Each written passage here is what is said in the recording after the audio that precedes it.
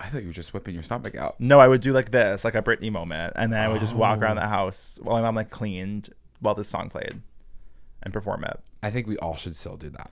Well, I think we all should come out at 8 years old. So I am international sensation and worldwide podcaster Joe Hegyes, and I'm here to tell you that getting erectile dysfunction is a-okay with me. And that's thanks to Rocket RX. For listeners, you can get 40% off your first order when you use code GoodChildren. Go to rocketrx.com and enter code GoodChildren at checkout to get 40% off your first order. Terms and conditions do apply. That's 40% off your first order when you use code GoodChildren at checkout. Who can beat that? The 40% off your first order offer is only available once for new customers, and it cannot be combined with any other offers. And this offer is also not available for prescriptions. Follow the link in our description. Join us on Patreon for a bonus video and audio episode every single Friday. We get juicy with the stories that we tell. You get a little bit more of a background on who we are as people. There's some vlog episodes. And you get a little bit more of us sometimes. Oh, geez. Sometimes we're a little bit unclothed. For just $7 a month, you get access to a backlog of over 100 episodes, plus access to 4 chats and early access to things like our tour, which you'll see us in Indianapolis, Chicago, and Madison, Wisconsin this February. And tickets are on sale at the link in bio. More cities are to come, so don't you worry. And every time we post, listen, we hear you, we see you, we're gonna come to your city, okay? We're to come. It's like weird that I like let myself get peach after being like triggered by peach things. Well, that's just the perfect way to start the episode, huh? It's the perfect way. Perfect way to start a new season. I was going to say whatever something. Noise that was in your mouth. I was going to say something and I was like, why would I want to start the season like that? I was going to say, thank God there's 6 feet of distance between the two of us. You have COVID? No, because my breath stinks like garlic sauce. Garlic sauce. Good children.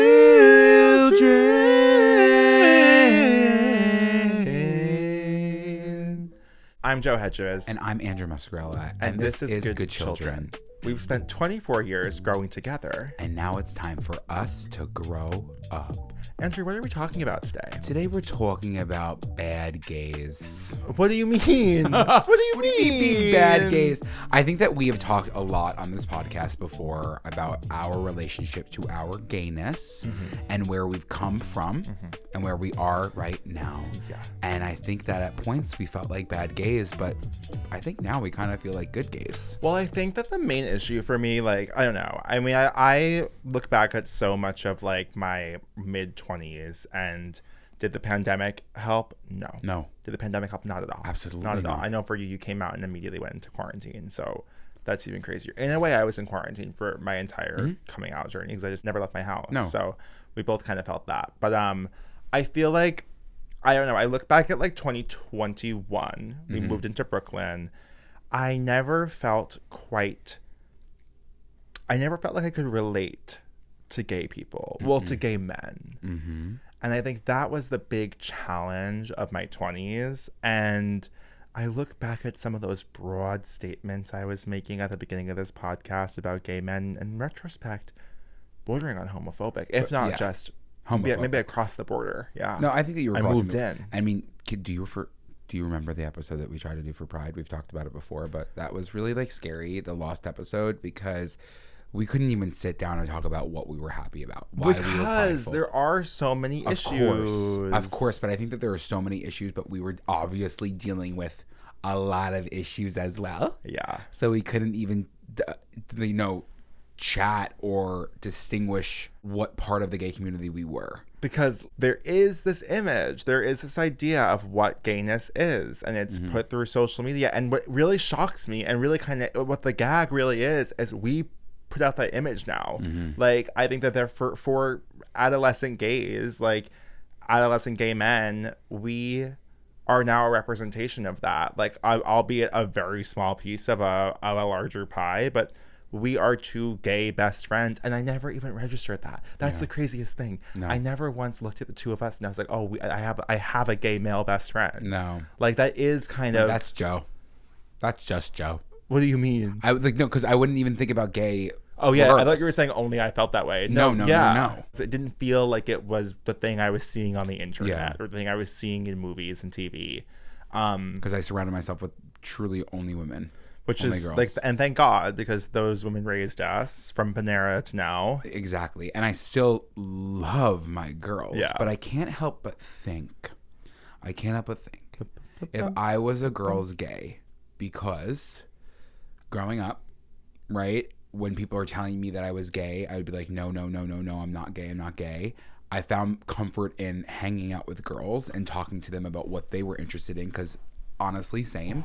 And then as I grew up, I just stayed with my girlies. Yeah. And then I was judging the group that I was a part of, but just never felt like they wanted me there. Yeah. Because I wasn't comfortable with myself. Well, that is a lot of it. I mean, I do think that there are some social boundaries that a lot of these like typically cis het white gay fit groups put up that do make you feel like I can't, like, we are speaking from, as I've said before, like we're like one below the top of the pyramid in terms of like privilege and access to the world. And we in our heads believe we're at the bottom of it. Yeah. Which I think sometimes also comes across, like especially in the beginning, probably came across in a really discordant way. Yeah. You know what I mean? Dance Moms pyramid would probably coming in at Chloe. We're Chloe, and we thought that we were actually like we thought we were what's Kathy's kid's name? Stop. We thought we were Vivi's. We thought we were Vivi's, and actually we were Chloe's. And Yeah. and we still are Chloe's. It's actually a great visual. Yeah. It's a great visual. I think Dance Mom should be brought up once a week on this podcast. There should almost be a Dance Mom's corner. I think it's going to become a Dance Moms podcast. Yeah, I wouldn't mind that. Because if there's going to be one thing about me, I'm going to be a dance mom. You're going to be a horrible mother. I'm going to be a horrible mother. You are really going to... I can't imagine how many sports your kid's going to play. No, I'm not going to put them through that. Yes, you are. Okay. Just dance. Just ice skating. Just probably swim. Just theater. Not a sport. Yeah. But in many ways it is. Very much a sport in some ways. And then probably like just like some sort of like cooking and baking. Like I just feel like they should be well rounded that way. Yeah. And then probably just like some sort of student activism. Okay. But that's really it. I think my kid's gonna have a beautiful, beautiful life. Busy schedule. Wouldn't you rather be busy?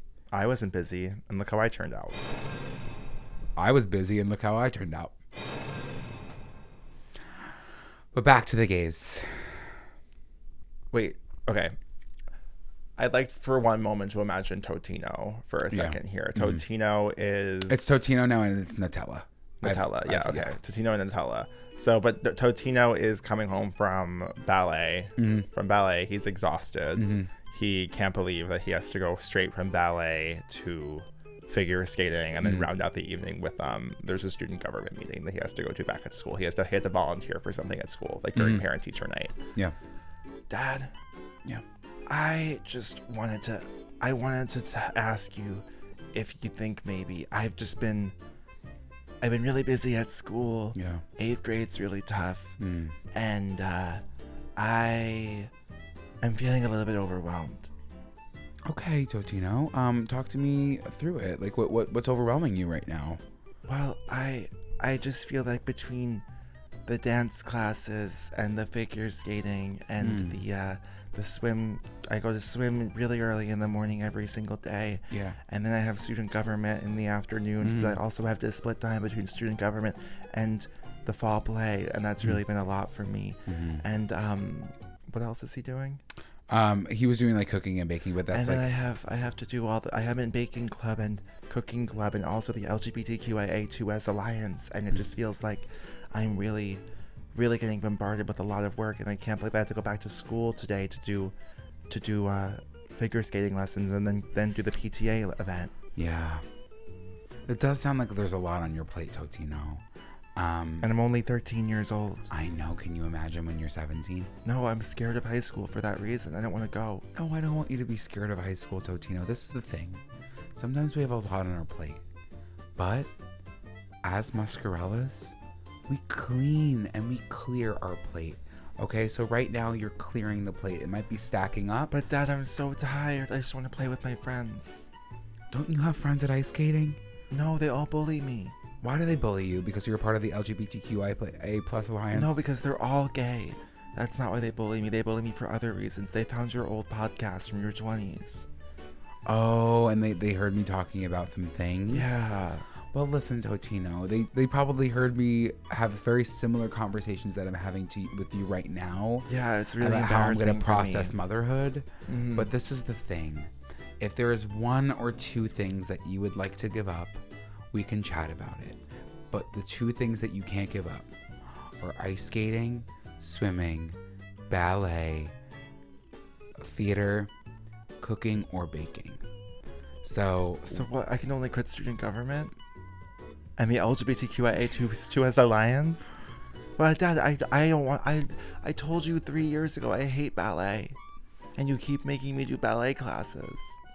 But think about how pointed those toes are going to be. Okay? But for what, Dad? I want to be a scientist. Okay, you know what, Totino, we're not getting anywhere. We're not getting anywhere. If you want, you can just take a nap. Just take a nap in your room. I'm gonna miss figure skating classes. Yeah, you are. But I can't miss the classes because we have a big recital at the end of the year.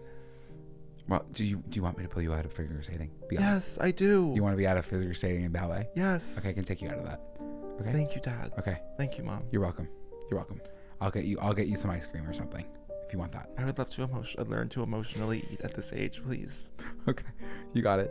Yeah, so I think that we got around the conversation. I think that was really good. I really fear for Totino. Do you? Because you basically said you have no other option until Totino begged.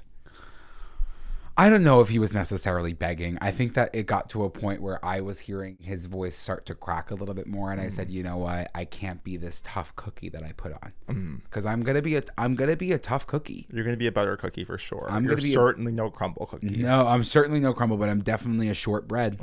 You are a shortbread, and I've been short and bread, and that's just. And I really hope I am married with a husband. I'm his shortbread. And he's short breeding you. Mm-hmm. Yeah, that'd be sweet. Yeah, he's my lady finger. So I feel like I always think about the audience of this podcast, and I do feel like a lot of the audience is younger queer kids who are coming to terms with their sexuality, or have come to terms with their sexuality, or coming out to their parents and are exploring the world. And like when we talked about this not that long ago, but like going to the gay clubs terrified us. Going on dates terrified us. I felt so alien to that world and felt like I did not belong in that world. Yeah. I think where we've gotten to is I've been having a lot of conversations lately with different gays, different parts of the community, different people, and I recognize that me feeling that way about them, they also feel that way about the community. Oh, so it's gay so confusing. It's literally gay so confusing. Everyone is feeling that way. And like when I feel like I'm shutting them out and I can't even have a conversation with them, that's literally on me. Again, it's the homophobia, it's the internalized homophobia, but that's when it's lifted, when that veil is lifted. And you can just have conversations with people and talk to people and go out to a bar and go home with somebody, or like, it doesn't even have to be that. It could be going up to a group of gay people or gay men or a queer community or anything and chatting with them. Yeah.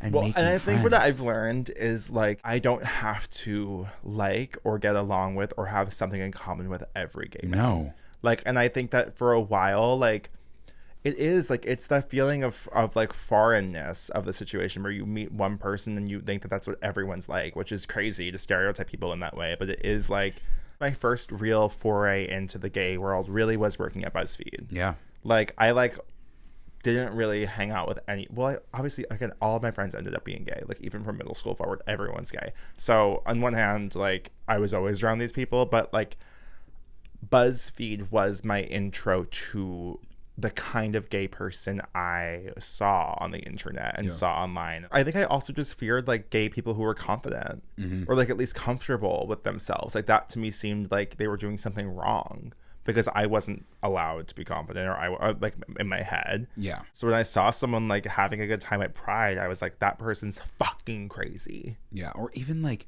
I would see somebody, and this was my internalized homophobia. I would see people going to Pride and be like, why do you have to fly a rainbow flag?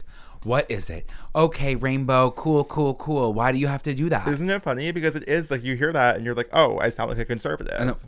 Well, literally. And I think it's like, regardless of the communities that you're a part of or at BuzzFeed, like you are a product in general in life. You're a product of your environment, right? It's like how you're growing up, the conversations that you're having, the offices that you're in, what type of gay are you morphing into or person you're morphing into based on what you see. Yeah. And I think that you became a BuzzFeed gay, quote unquote, because you were around other gays that you saw there. And I wanted to be. And you wanted to be that. You were there for a reason. Yeah.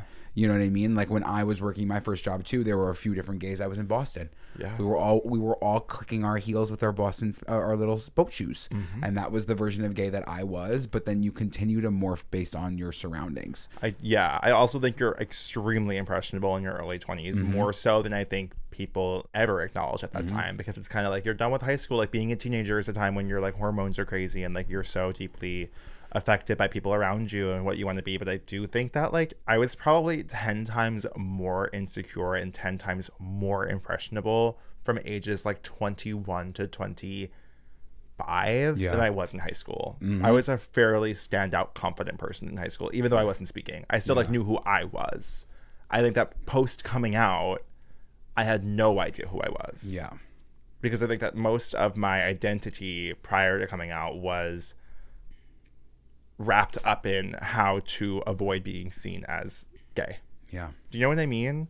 I know exactly what you mean. So you kind of like throw out this entire like cloak that you've created to hide yourself, and then you're like, well, who the fuck am I? Yeah. Am I gonna be a Fire Island's Pines bitch? Am I gonna be a basement like drug queen? Am I gonna be like whatever else exists, like an All Saints black skinny jeans, like Hell's Kitchen, like fashion gay? What I'm figuring out though, it's like it's less about that and it's more like you can genuinely be anything. Like, well, yeah. I've still not been to Fire Island Pines, but like I want to go. Yeah. Right. Like I never have a horrible time when I'm out in Hell's Kitchen. Yeah. I'm like, if I was at Basement, I'm not necessarily, it might not be my cup of tea every single time, but I'm not having a horrible time. Right. When we moved to Brooklyn, I was like, I can never imagine going to $3 bill. I was talking to somebody and they were like, oh yeah, obviously, I feel like every single weekend I'm going to see you at $3 bill. I was like, the fact that that is now my impression is really a little crazy. bit wild.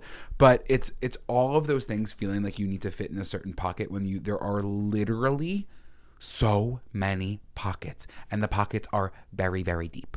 So you choose your journey. Yeah, but I feel like when you're in your early 20s, you don't realize you don't know. No. Like that's the whole issue. No. Is that you like, and I don't think it's like easy to say I don't need to subscribe to one of these things. No. Like it's very hard to bridge those gaps. We in our early 20s, and I feel like, I mean, everybody who listens in their early 20s too, it's like you're a product of online, like what you see online. Like speaking about impressionable, with certain people that I've been meeting now too in like influencer space, non-influencer space, if I was to see them online and I was to, how can I frame this? I experienced a lot of rejection online via myself, like through my own mind, like seeing a bunch of gays posting relationships, they're in relationships, they're on TikTok, I would get swallowed up in it. I think also the pandemic didn't help, like recently coming out and being like, I'm actually never gonna have that. Like I'm never gonna have that relationship. I'm never gonna look like that. I'm never gonna have that group of friends. That's just not me. Yeah. And I was just rejecting everything that I wanted. Of course. And then once I was ready to enter the gay space, I just rejected everything. I shut it out. Yeah. But when you can realize like, oh, everything is actually very much within your reach, then you're fine. It's a matter of like just coming to terms with the fact that maybe you're also just going to be a little bit basic. I think a lot of it was like, I'm better than this. I'm better than this, which again, I think it came from like the fear of being rejected in those spaces, both like romantically or just socially. And I think that at some point you come to terms with the fact that like, no, actually like going to like verse is fine and fun sometimes. And like going to like pieces actually could be a really fun night. And like, once you accept that like you're not better than everybody else, which I think also comes with the mid part of your 20s, is like really being like, oh, I'm actually not the main character. Yeah, no. Like that also opens up a world of opportunity socially and emotionally I think anyone. I mean, that goes obviously outside of being gay. I think it requires so much work to actually figure out who you are. I've said it before, that's the blessing of being gay, is you get to decide who you are, like, in your 20s. But at the same time, like, every little decision, and we both have talked about this, including the fact that the two of us are friends to this day, was decided for us by that internal dialogue of fear of being, like, outed and being discovered as being gay. So, like, every decision we made from the moment we were aware of that until the moment we came out, and then some afterglow after that, for sure, was colored by, does this make me seem gay? Yeah. So every little interest, every movie we watched, every song we listened to, every show we watched, every friend we had, every item of clothing we wore was all, like, in an attempt to mask who we actually were. Yeah. And in a lot of people's cases, it's, well, I think everyone experiences that, because we all feel like freaks. Like, we all, in our internal minds, feel like a weirdo freak outcast, and even if we're a straight white man. You know, like, I don't know. I'm going to assume. I'm going to give some of them are going to get the benefit of the doubt here. I mean, some people get to it obviously earlier than we did when it comes to coming out, but you always have that initial feeling of feeling othered. Yeah. Or, like, feeling like, no, I'm different from all of these people in this room. And it's either you sit in that for so long, and that's why it's like, you're coming out of the closet, or you just do it and you're like, fuck it. And I know what on the other side I'm going to experience, and I know I'm going to experience bullying. I know I'm going to experience, like, certain people that disagree with me, but there's going to be so many people that love me and agree with me. So it's like, I'm going to do this thing. But, like, think about who, like, the character that you created for yourself before coming out. What part of those things were authentic to you? Do you know what I mean? Yeah, I don't think. Isn't it crazy to think? I really think I actually don't even know who I thought I was going to be. Yeah. Right? It's like, I don't know. Who did you think you were going to be? Like, when you were, like, 18, say, who were you planning on being? I mean, like, when I was 18, I felt like I was at that point going to be working in politics or doing something like that. So I do probably think I was going to be some sort of, like, DC gay, which is... Did you think you were going to come out at 18, though? No. Oh, my God, no. Not at all. I didn't think I was going to come out to 18. There was a moment, like, post high school that I genuinely never thought I was going to come out. Right. Like, I actually thought that it was something that would just leave me, or, like, I could work my way up to liking women, or, you know, at the end of the damn day, I love a woman. I love talking to them. I was like, I can genuinely do this. Yeah. It was obviously the sexual side of it that I was like, I can't convince myself to do this. You'd have to stop the world just to stop the feeling. That's why that song is so good. Like, 'cause it's actually, like, the sharpest knife you could possibly hear. Yeah. Like, it really is that. At 18, I was like, I'm bi, and I was pretty fine with that. Like, I was like, I'm bi. I'll, like, maybe marry a woman and, like, maybe be in an open relationship. Yeah. Like, I was like, that's going to be my tea.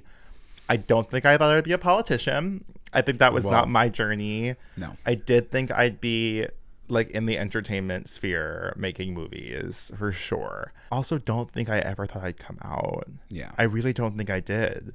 Which is, like, such... Because, again, that just means that up until... whatever age I finally came to terms with this shit, I was making decisions for my closeted self only, for my straight self only. Yeah. Really, when you look back on it that way, it, like, it doesn't, well, it breaks my heart that I couldn't feel comfortable enough to come out. But I also, like, I do really feel for my parents. And I know it's not their piece. I mean, it's not their story to tell, but, like, I continued the narrative for so long because I was afraid of responses from everybody. Meanwhile, like, the people in your life that love you should love you regardless. Yeah. And if the initial blow to them is shocking, or they react the way that you don't want them to react, like, those people probably shouldn't be that close to you. But if I was to feel at 18 years old, knowing full well that I was gay, that I had all of these thoughts, that I was ready to, like, be myself when I entered college and just said it just said it, I would have had a completely different chapter. But yeah, I can't go back. But what does that have to do with, how did that hurt your parents? No, I feel like that's why when coming out, it's like, I didn't even know who you were conversations happen, is because it's like always you're gonna make a woman so happy. Even my parents have asked me before, like, are you gay? And I say no, right? Like, my brother, are you gay? No. Yeah. It's like, I feel like I was not ready, so I was not telling them, but I just continue sitting in and like rotting internally. Yeah. When I could have just been myself and they would have loved me earlier. Right. And regardless. Yeah, but I think it's pretty harsh on your child self to say that you could have just said it, because obviously you couldn't. No. Like I think it's more layered than that. I don't know. I've been thinking a lot about it lately. About what? I know, just like in general, just like wishing I came out sooner. Yeah. But I mean, you can't change time. If you had the chance to change your fate, would ya? I mean, like, yeah, now that one really stuck to me. If you had the chance to change your fate, would ya? Would you? As in, like, be straight? No. I think you asked me if I had the chance. I think you asked me if I would change my fate like 2 weeks ago, and the answer was hard yes. I don't think I would change anything about the journey thus far. I would probably course correct a few like mistakes I've made, and maybe like, oh my god, I would actually love if I could like be in Read It and Weep. Remember Read It and Weep? Of course I remember reading it. I would love if Which sister was it? Both Panic Bakers were in it. Both of them? Yeah, because whichever the older, Kay or Danielle, I think Danielle is the younger one and Kay was the older one. Okay. God forgive me if I'm wrong, truly. Where are they at? One of them is a zookeeper. I don't know what the other one's up to. Do you think that they're friends with Bridget Mendler? Be so serious. I think so, because they're both like clearly like they were a little too good to be on Disney Channel. They had higher aspirations. They were reading it. Yeah. Yeah. Did you see Bridget Mendler like launched a new space company? Correct. And yes, she's doing something with like telescopes or something. Mm-hmm. She was doing that Good Luck Charlie shit for the money. She was in it she was fundraising her she company. She knew what she was doing from the moment she stepped on set. She really did. She was playing Juliet in Wizards of Waverly Place. She was putting that money directly into a space research program. Mm-hmm. Unbelievable work. I mean, would you not do the same thing? No, actually, probably I certainly wouldn't. I'd be getting plastic surgery at 21 if I were her. That's what I would be doing. Not that she needs it, but I would be getting it for myself for sure. Not at all. She's blessed regardless. Yes.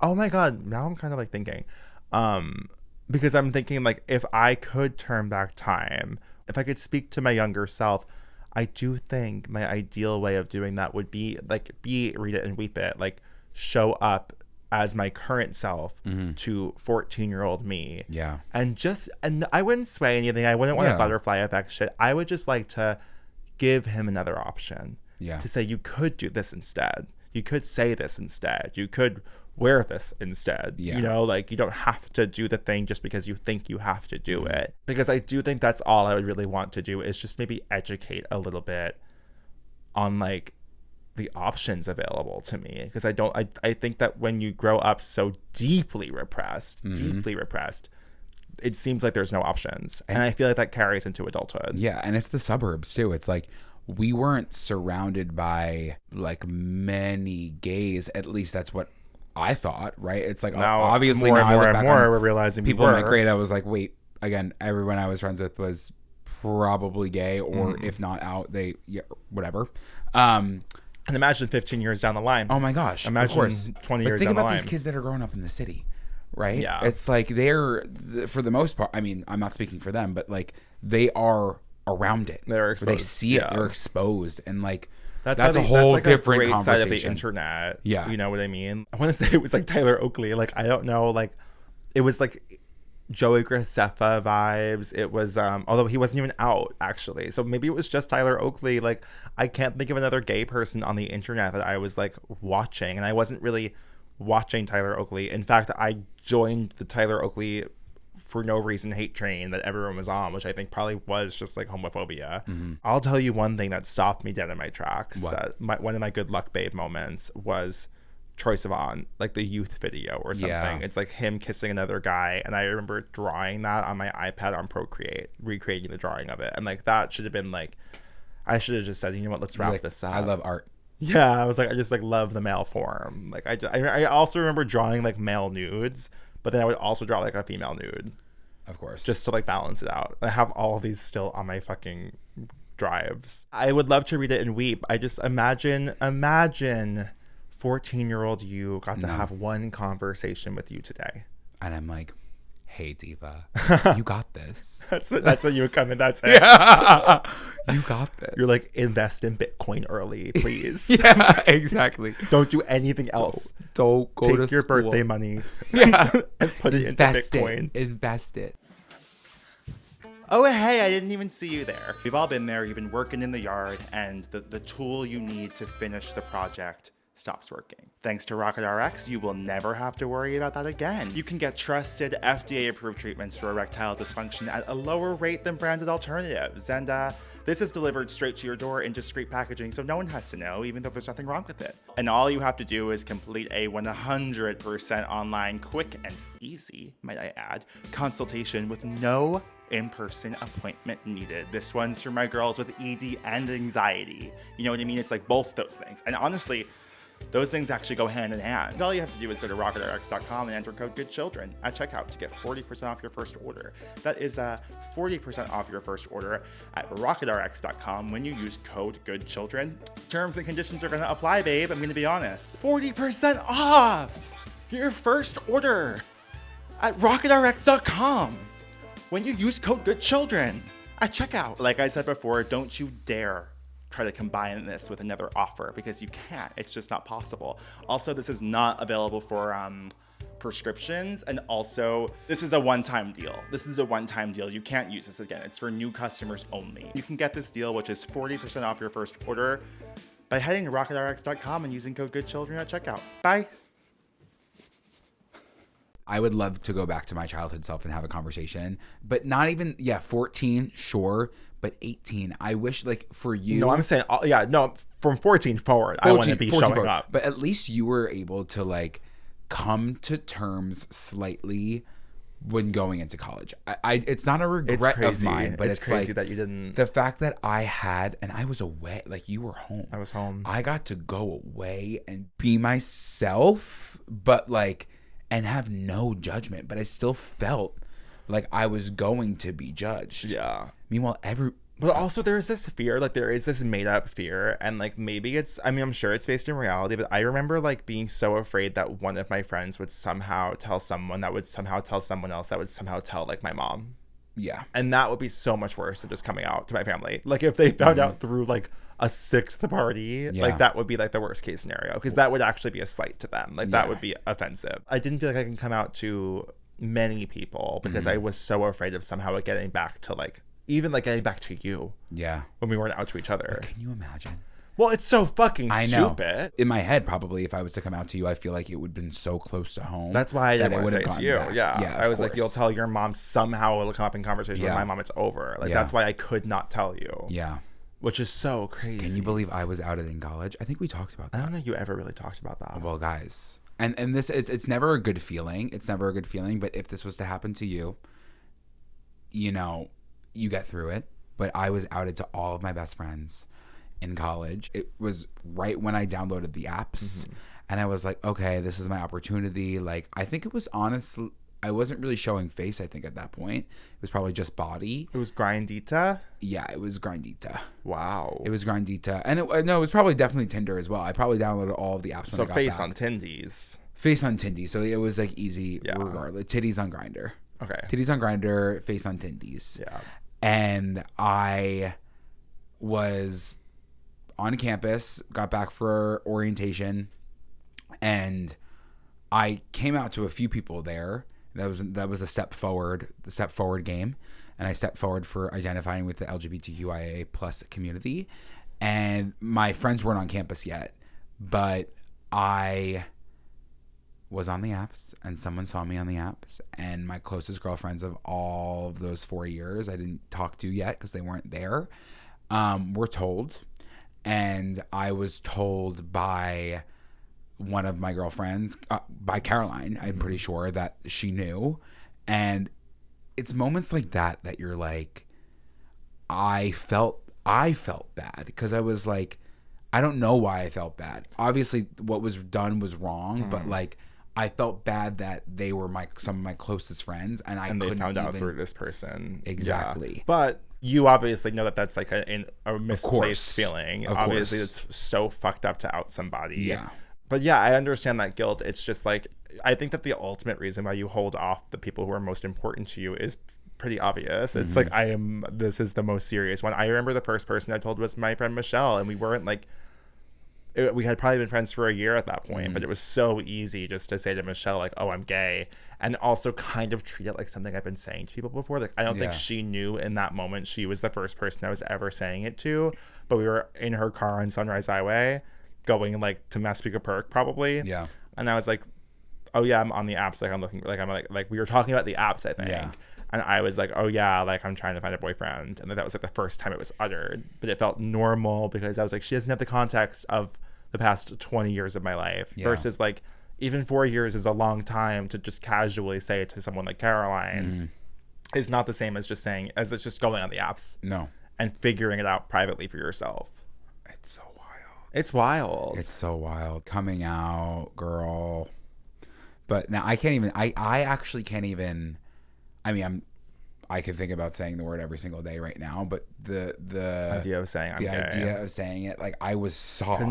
Couldn't even think it in my head. To say it to my one friend Alex, and I was friendly with Alex, but it was when I was abroad, I was not really like close with her, but it was the easiest person to let know. Yeah. I couldn't even say it to my gay roommate at the time. Yeah. That I was gay, but like, I'll never forget, I was sobbing uncontrollably because it's the first time that you ever say it. Yeah. And I can't imagine if we were on the internet though, when we were in 8th grade, right? And people were saying those things to us. But like, now I see creators on the internet that, to my eye, like, I'm older, I know what I went through. Like, you can sometimes read like if they're gay or not. Yeah.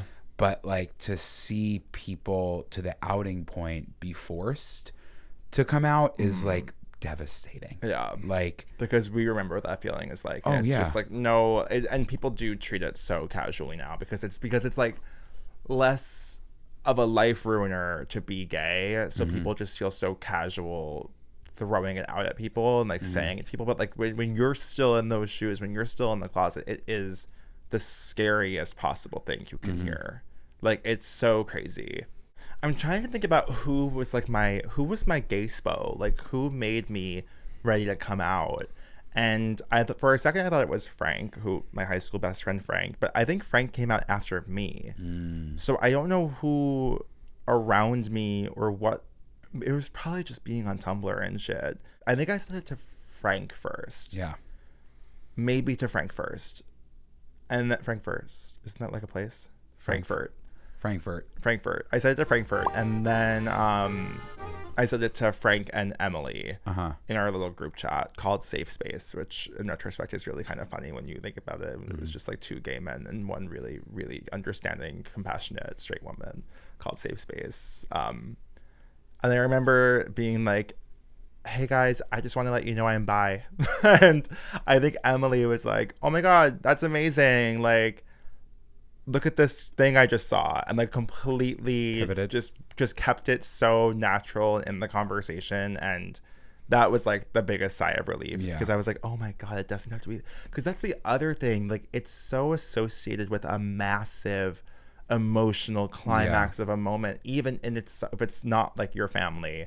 And the idea that it could just be something that people just hear, check off the list and move along with is amazing.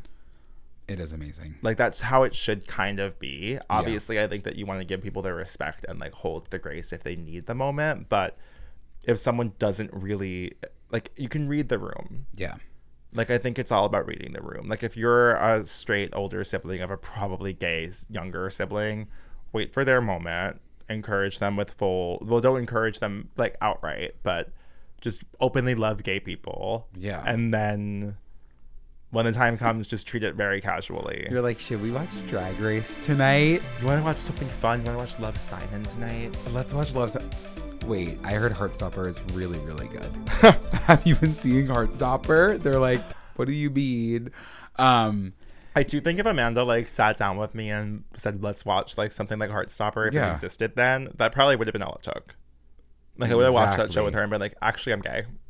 I still think that like now she should watch Heartstopper. Oh yeah, of course. You know what I mean? Like, it's like those things too. It's like, even if you have a gay sibling and you have a good connection with them regardless, and you haven't watched things that are a part of that community, Heartstopper, we don't want to, I mean, But yeah, I mean, these are two opposite end extreme examples of something that I do think doesn't necessarily reflect the actual gay experience. No, but it's like you can still like recognize. I think Heartstopper, though, it's not the actual gay experience maybe for us, but like it makes me feel right. Yeah. Like, and like I think that's actually all that matters. Did you watch this new season? I'm like halfway through it. I haven't started it yet. I have to watch it.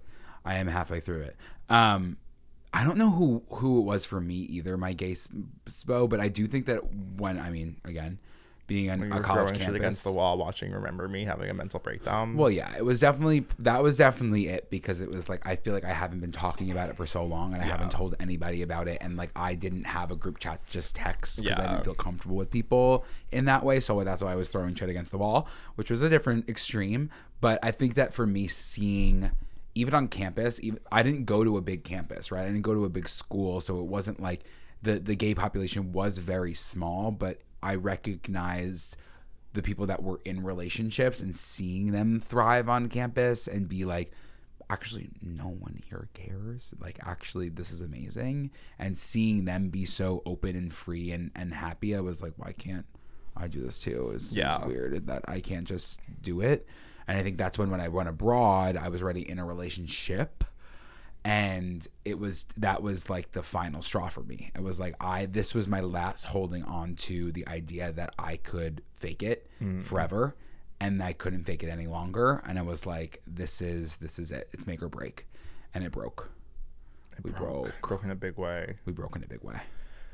Yeah, and then I mean, we didn't even mean to have this whole coming out conversation for the 80th time, and yet it still feels as poignant and relevant as ever. And it's like, take all of that heavy emotional shit, and then add that to, now you're gay. What's next? Yeah, figure it out. What's next? Like, you are kind of given this guideline of coming out, but after that, it's like, well, who am I? What do I like? What do I do? Do my friends actually support me? Do my parents actually support me? Am I working at a job where I feel comfortable being gay? Am I going to a school where I feel comfortable being gay? Like, all of those things now come into play. And then it's like, I'm gay. I need to dress well. I have to have good style. I need to go out. I need to have gay friends. I need to hang out with the girls. Because I'm sure in some instances there are gay men who have a group of straight men who are their friends, and that's probably a lot more common than we probably know, because we're certainly not mixing groups with those people just by the nature of who we are. But those things all require, so you have to second guess almost everything in your life after and figure out who you actually are. And I don't think that's a weekend process. I don't think you figure that out the next week. No. I think it takes about 5 good years of throwing yourself into like shit nonstop, putting yourself in situations that are sometimes horrifying and scary to you, sometimes scary point blank period, like going on a Grindr hookup and being basically a kid, having no idea what you're doing, risking your life for gay sex, like insane shit. And that all it's like literally like you have to test and fail and try and fall off the horse and get back on the horse to become that person you secretly hoped you'd become the whole time. And I think we are really good at falling off horses. I was bucked. You were bucked off that horse nonstop. I've been bucked and fucked off of a horse. Well, it wasn't gonna go always like into you that. And fucking horses. It wasn't me saying I was fucking horses, but I've been bucked off horses a lot, and I got right back on, and I started trotting. You know what I mean? I'm galloping. Canter. Yeah, you're galloping. I'm cantering. Is that what it's called? I think there's walk, trot, and canter, and gallop. I think gallop might be the same thing. But now I'm galloping. It's so wild to say to myself 5 years ago, even when we started this podcast. That's why I think that obviously I love this podcast, but I love the evolution And the fact that we have this all documented, because if you were to listen from episode 1 to now, you can see growth, but it's not just growth within us. It's like you're experiencing that growth as well, whether you know it or not. Like if it's your relationship to gayness, it doesn't have to be with gayness. It could be with literally anything that you are struggling with or you don't feel comfortable with. You will continue to grow as a person. And that's why, like, when I was 23 and I was talking to people who, let's say, in their 30s or like 25, and I was talking to a 31-year-old that was like, we're different. Yeah. But it's probably because they had a lot more time to grow. Yeah, I mean, even understand my themselves. relationship with Ross, that was Yeah. like I remember so vividly, and it was like our main point of contention when we first started dating, because he is 5 years older than me, was there was a constant fight between us that was like me being like, I'm not like that. I'm not this person who has to go to gay clubs and hang out with exclusively gay people and do gay shit. Like, I think that that's boring. I think that you're not challenging yourself to have actual like life experiences. And he would always kind of come back at it with like, I was just like that at your age. And like, I'm just going to say like, as you age, I almost guarantee that will change. And that would obviously lead to a bigger fight, because then I'd be like, well, you're wrong, actually. Because I'm mature. I'm very mature for my age, actually. I have a podcast, actually. But it is that is true. Like, I do think it just comes with the older you get. I mean, it comes with confidence, and it comes with just being more sure of who you are. I think that what scared me, actually, when I think about it, like, so much, and it comes back to going to the $3 bill, it comes back to going to a sex party, it comes back to going to a regular straight party. What terrified me so much is I had no idea who I was. I had no idea who I was at all, and entering a space like that almost felt like it would change my life no matter what, because I'd have to become this different person, because I'm going to experience this thing, and by experiencing this thing, everything in my life is going to change. And I remember I've said it a few times in the podcast where I'm like, when you go to these things, you're in control. Like, you'll go, even if you're going to a sex party, you don't have to have sex with someone. No. Like, you get to decide what you want to do everywhere you go, always. If you're in Macy's or you're at New York Jacks, you get to decide what you want to do with your day and what you want to do with your experience. And I think that for so long, I would never decide. I would never choose. No. I would let the situation tell me what to do, because I had no idea what to pick and no idea what I wanted, because I just was so afraid to actually make any sort of statement about who I was. Yeah. And it's, God forbid, people thought that was weird or wrong. Yeah. And you're feeling uncomfortable about who you are, and in turn, sometimes that turns into judging people for who they are. And I think that then it's a clashing of worlds. But when you feel confident with who you are and you enter a space with other people, they might not be confident with who they are. So it might still be a little bit of standoffishness. But when you enter a space and you're comfortable, whether you're at Macy's, right? That could be. I don't know why I picked Macy's. But that could. When was the last time I was at Macy's? Who's to say? But that could be also like you're walking past the fragrances and you're like, having a little moment. Yeah, you have a little moment with the person who's trying to sell it to you, and you're not buying the fragrance, but you're not sick and anxious walking through it. Or you're at the Exley or a gay bar or something, and you walk in, and instead of feeling like you're uncomfortable, you make yourself comfortable. In turn, it makes other people feel comfortable to have a conversation with you. It really does. It's really like, I look back. That's why I want to go back. It's not the only reason I want to go back to Italy, but I'm like, we didn't even go into that gay space, and we did go to a gay club, and we were sitting in the corner literally the entire time. We had fun. We had a lot of fun that night. But yeah, it literally is confidence, allowing yourself to grow and allowing yourself to learn, and not judging other people. I think I go into every situation now like, I make my judgments, right? Like, post the conversation, post knowing somebody, but instead of entering a space being like, I don't want to be here, I don't want to talk to these people, I don't whatever, blah, blah, blah, you're not going to get anywhere if that's the case. Yeah, it's like, why are you there? Why are you there? Why are you there? Why are you there? And I saw someone yesterday shared on their story like a little fake infographic, and it was like a line chart, and one, like the x-axis said like how I view someone, and then the y-axis was like after I get to know them, or like how long I know them. And it's like starting from like, I don't know them at all, I just know them from the internet, versus like I actually know this person.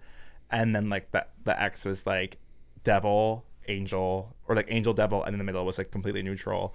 And the devil and the angel like slowly get closer together as to like everyone ends up being pretty much neutral. And I saw that and I was like, oh, that actually couldn't be more tea for me. Like, I do feel like I have spent so long like judging people from the internet and then meeting people and being like, oh, you're actually really nice. Yeah, like you're actually completely fine. And vice versa. There's some people who I couldn't wait to meet who I'm like, oh, actually, never mind. You're kind of falling right down to where those devils also end up in that middle zone. Yeah, I think at the end of the day, we're speaking from our experience. We're speaking through a gay, cis, question mark, you know, gender exploratory, cis, gay, white, like capital W white lens on this. And I do think that our challenges go to the Exley and everyone looks like us. You know, it's like those things definitely come into play for us. And I'm sure for any person of color, for any trans person, and for anyone who has experienced like persecution and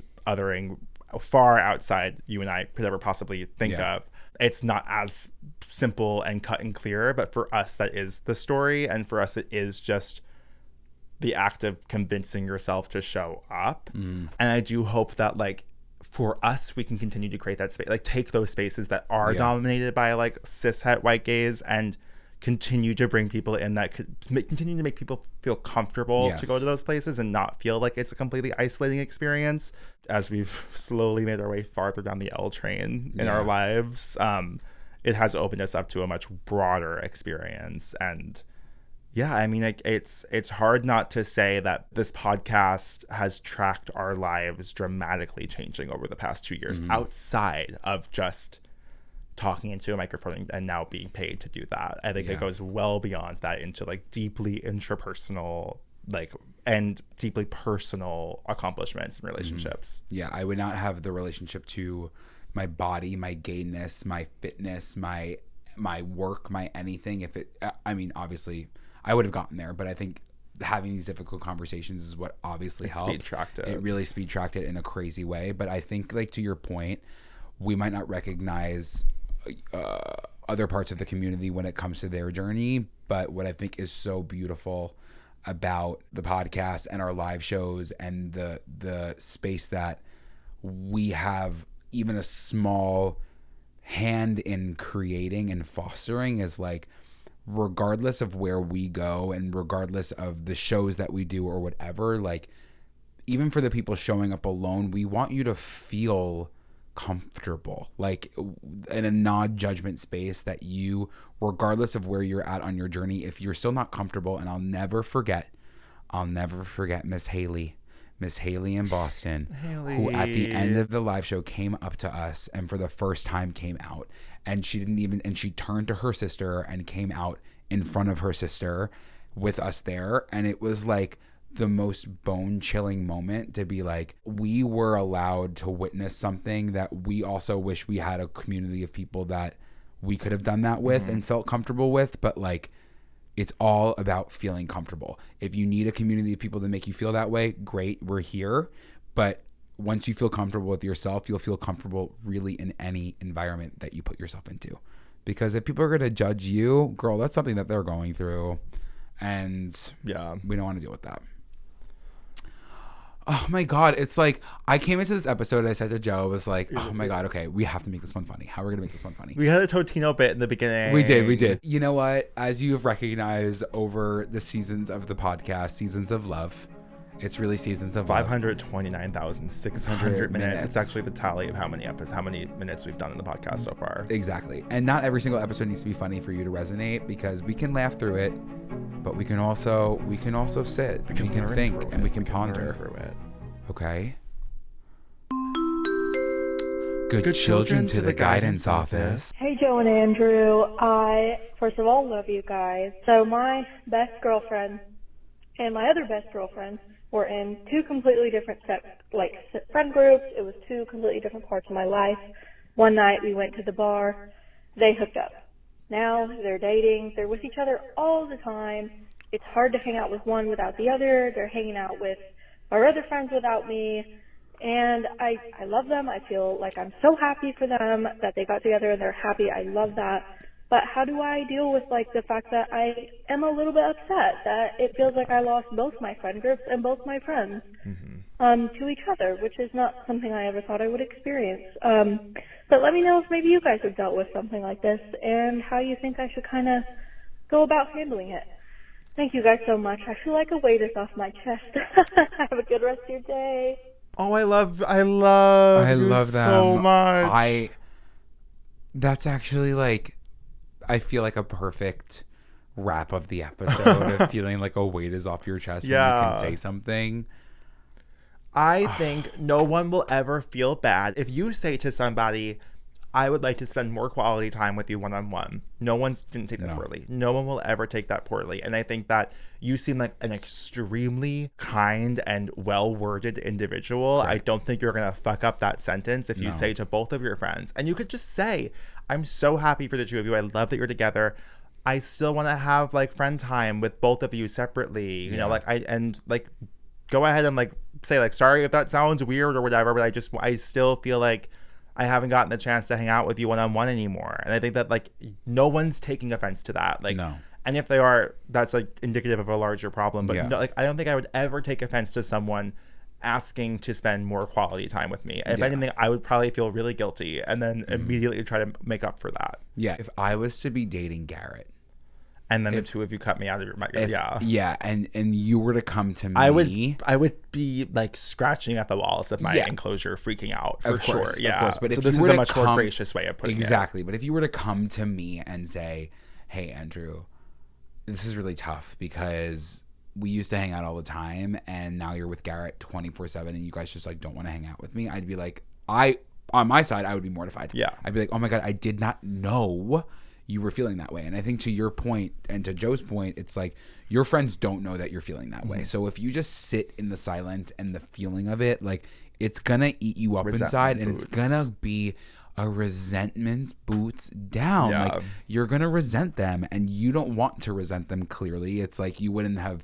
felt like a weight was off your chest by just telling us. Like, can you imagine how you're gonna feel once you tell them? I really hope that you do just say it cut and clear. Don't mince your words, just be completely honest. It seems like you're still hanging out with them, but it's only in group settings. I get that. Like I feel like I need to, like, we have a pretty large home friend group that I think I only see in group settings lately, and like I have been in the back of my mind being like, I need to start seeing these people one-on-one again. Like I haven't seen like Alex one-on-one in years, because it's always like, well, we're gonna see each other as a group, but like that's not how that friendship was formed. No one's gonna be upset or hurt or offended or cause a problem, especially based on just how sweet you sound. The sweetest. You're the sweetest. I'm tired of rumors starting. Joe, it's time for a Ruma of the week. Wait, it's time for a Ruma. Your Ruma of the week, right up my alley. What's your Ruma of the week this week? Fuck, I like halfway into this episode, I was just thinking like, what is my Ruma gonna be? I was panicking about it. Okay, my Ruma this week is going to be when I have to answer any this question. Therefore me on any essay ever. Thinking about a Ruma of the week is a really important thing that everyone should be doing at some point, because the Ruma, standing for right up my alley, is something that I have experienced this week. My Ruma this week, I don't want to say it again because I've already said it, but it's Interview with the Vampire again. Like I watched the finale again with Garrett last night, and I started reading the book last night. I can't express enough. I just would be really heartbroken if this show that is genuinely creating some of the most beautiful, poignant, well-written, incredibly performed, just even like set design, costume design, makeup, everything about this show, score, it's incredible. It's incredible. Season 1's on Netflix, season 2's on AMC Plus, season 3 has not been made yet. Thank God they're making it, because I don't think enough people are watching this show. And I want this show to last as long as the showrunners feel it should. And for that to happen, we need the audience to sit in the seats and watch the show. I'm telling you, if you like any of the cultural references I've ever made on this podcast, I highly recommend you watch Interview with the Vampire, season 1 on Netflix, season 2 on AMC Plus, and you can get the free 1-week trial on AMC Plus. Only 8 episodes a season, 7 in season 1. Please watch this show. I promise you, you won't regret it. It's a great Ruma of the week. Thank you. I honestly don't know what mine is either.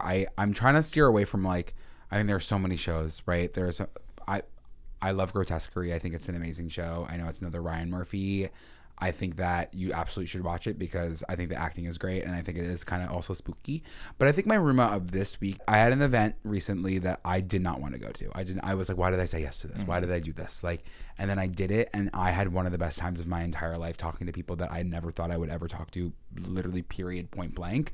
But I think my Ruma of this week is maybe if you're feeling, and sometimes you have to trust your gut, but when you show up to a place, when you show up to a party, a birthday, or whatever, you might not know a lot of people, but wrapping up this episode, feel comfortable with the person that you are and meet new people, say yes to those events, have a conversation that you normally might not have, ask a question that could be like actually the most insane question that you've ever asked, obviously not offensive, but like something that is challenging the other person on the other side. So my Ruma of this week is saying yes and engaging in conversations that are like difficult and hard and weird. So yeah. T.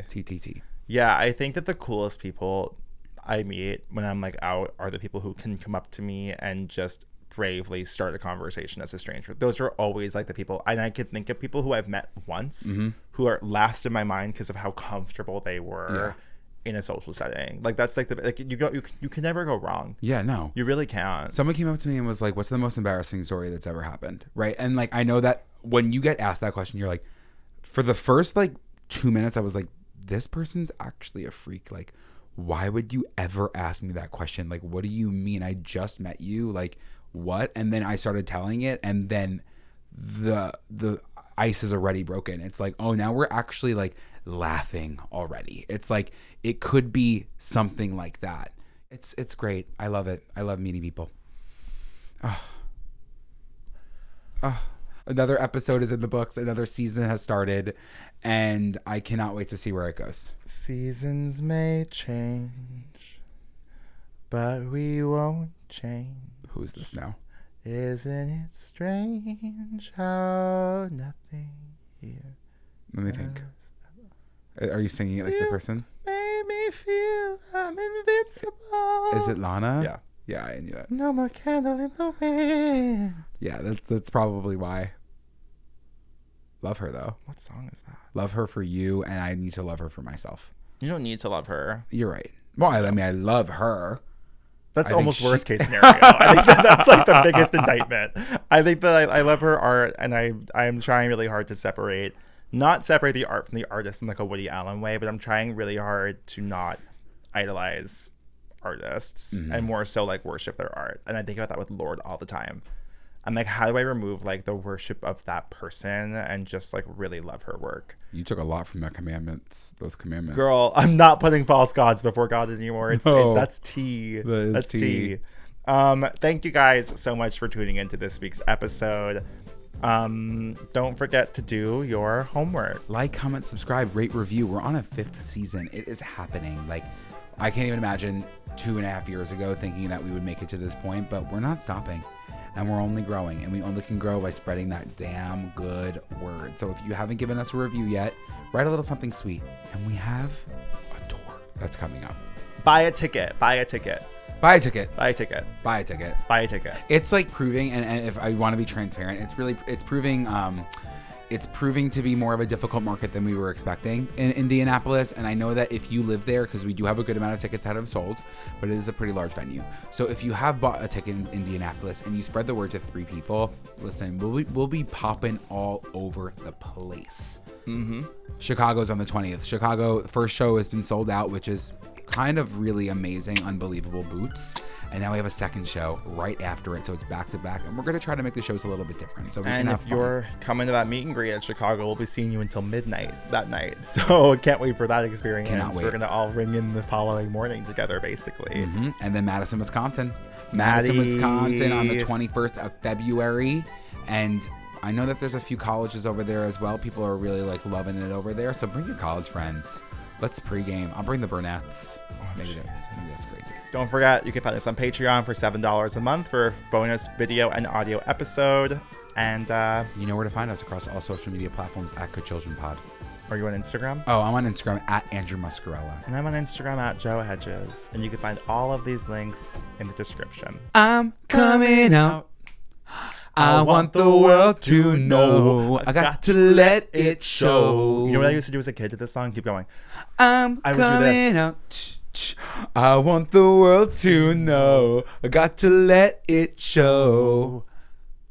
There's a new me coming out, and I just want to live, and I just want to live. I'm completely positive.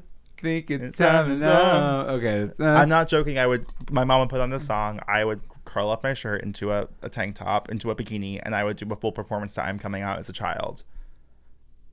I thought you were just whipping your stomach out. No, I would do like this, like a Britney moment, and then I would just walk around the house while my mom like cleaned while this song played and perform it. I think we all should still do that. Well, I think we all should come out at 8 years old. So see you next week. See you guys.